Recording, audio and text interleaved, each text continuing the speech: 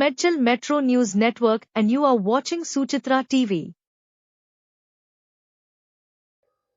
మనం Telangana $1 trillion economy గురించి చర్చిస్తున్నాము.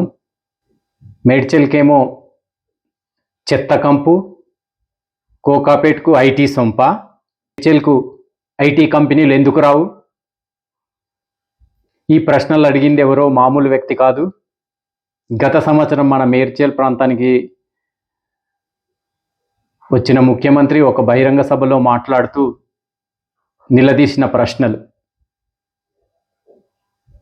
అదే సభలో మాట్లాడుతూ ముఖ్యమంత్రి కోకాపేట్ ప్రాంతంలో ఎకరం 100 కోట్ల పైచీలకు పలుకుతుంటే మేడ్చల్ ప్రాంతంలో 5 కోట్లు కూడా ఎందుకు పలకట్లేదు? ఈ వ్యత్యాసం ఎందుకు? ఈ వ్యత్యాసాన్ని సరిదిద్దాలి. ఈ ప్రాంతం కేవలం హైదరాబాదులో ఊడ్చిపడేసిన చెత్త విసిరివేయడానికే కాకుండా ఐటీ ఇండస్ట్రీలో కూడా అభివృద్ధి చెందాలి. ఇక్కడ కూడా ఐటీ కంపెనీలు రావాలి, ఉపాధి అవకాశాలు పెరగాలి. ఈ ప్రాంత మాజీ ప్రజాప్రతినిధిగా ఈ ప్రాంతంలో ఉన్న సమస్యలన్నీ క్షుణ్ణంగా తెలుసు. ఒకటొకటి రాసుకొని ఒక్కటొకటి అలాగే అమలు చేస్తానని మనందరికీ సభాముఖంగా ఆ రోజు హామీ ఇవ్వడం జరిగింది. ఆ హామీలో భాగంగానే మనం కోరుకున్నట్టుగా మన మేడ్చల్కు మరియు అలాగే షామీర్పేట్ ప్రాంతానికి మెట్రో రైలు సౌకర్యం కొరకు డిపిఆర్ సిద్ధం చేయమని వెంటనే ఆదేశాలు ఇవ్వడం మనందరికీ గర్వకారణము. ముఖ్యమంత్రికి ఈ విషయంలో మరొక్కసారి మన ఉత్తర ప్రాంత ప్రజల తరఫున అభివందనాలు తెలియజేసుకుంటున్నాము. మీరన్నట్టుగా ఈ ప్రాంతం చాలా వెనుకబడింది. అలాగే కేవలం ఈ మేడ్చల్ కానీ ఉత్తర నగరం అంటే జవహర్ నగర్ డంపింగ్ యార్డ్ ఒక్కటే గుర్తుకొస్తుంది తప్పితే ఇక్కడ చాలా ప్రొఫెషనల్స్ జీవిస్తున్నారు. చాలా ఇంజనీరింగ్ కాలేజెస్ ఉన్నాయి, చాలా మెడికల్ కాలేజెస్ ఉన్నాయి. ఈ ప్రాంతానికి చాలా పొటెన్షియల్ ఉంది అని ఇంతవరకు ఎవరు గుర్తించలేకపోయారు. కాబట్టి మీరు డిమాండ్ చేసినట్టుగానే ఈ ప్రాంతంలో వెంటనే ఈ ఐటీ పార్కులు, ఇండస్ట్రియల్ పార్కులు ఏర్పాటుకు మీరు చొరవ చూపాలి.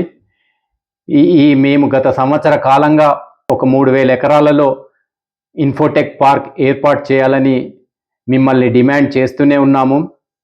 దయచేసి ఈ సమస్యల మీద దృష్టి పెట్టి మా ప్రాంతం వైపు కూడా ఐటీ కంపెనీలు వచ్చేటట్టు మీరు కృషి చేస్తారని ఆశిస్తున్నాము. ఇవాళ మన ప్రాంతంలో జవహర్ నగర్ డంపింగ్ యార్డు ఆ నీళ్లతోని పక్కలున్న గ్రామాలు కలుషితం అయిపోయి చెరువులలో చేపలు బతికేటట్లేదు, ఊర్లలో మనుషులు బతికేటట్లేదు.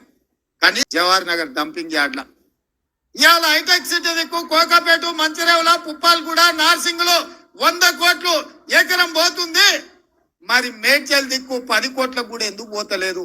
ఈ ప్రభుత్వం ఈ ప్రాంతానికి రావాల్సిన ఫ్లైఓవర్లు, రోడ్లు వైడనింగ్ చేయకపోవడమే కదా. అందుకే ఇవాళ కరీంనగర్, ఆదిలాబాద్, మెదక్ ఈ ప్రాంతాలకు పోనీకే పెద్ద పెద్ద స్కైవేలు కానీ పెద్ద రోడ్లు కానీ ఇవాళ మనం రాగానే ఈ ప్రాంతం మన ప్రభుత్వం ఉంది. మీ సమస్యలు తెలిసిన ప్రజాప్రతినిధి ఇక్కడ మీ అన్న, మీ తోడుగుండే మీ సోదరుడు ఇవాళ ముఖ్యమంత్రికి ఉన్నాడు. తప్పకుండా ఈ ప్రాంతాన్ని అభివృద్ధి చేసే బాధ్యత కాంగ్రెస్ పార్టీ తీసుకుంటుంది.